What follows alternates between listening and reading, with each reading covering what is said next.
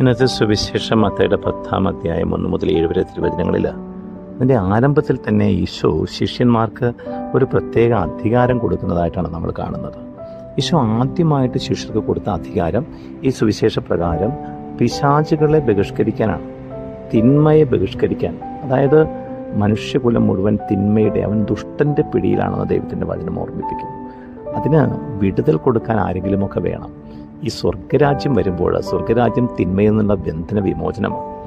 ഈശോയുടെ മക്കൾക്ക്, ഈശോയുടെ സ്വന്തമായിട്ടുള്ളവർക്കാണ് ആ വിടുതൽ നൽകി ലോകത്തെ വിമുക്തമാക്കാൻ സാധിക്കുന്നത്. ഈശോയുടെ ആ ദൈവരാജ്യ പ്രഘോഷണത്തിലായിരിക്കുന്ന ഓരോ ക്രൈസ്തവനും ഈ വിശേഷ വരം നൽകപ്പെട്ടിരിക്കുന്നു. നിങ്ങൾക്ക് എല്ലാവരിൽ നിന്നും, നിൻ്റെ കുടുംബത്തിൽ നിന്നും, മറ്റുള്ളവരിൽ നിന്നും തിന്മയെ ബഹിഷ്കരിക്കാനുള്ള അധികാരമുണ്ടെന്ന് മറന്നു പോകരുത്. ശക്തി പ്രാപിച്ച് അത് ചെയ്തുകൊണ്ടിരിക്കണം.